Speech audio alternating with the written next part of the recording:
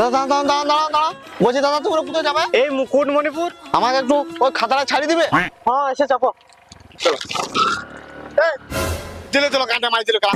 এই ধর ধর ধর ধর, এই ধর ধর ধর ধর।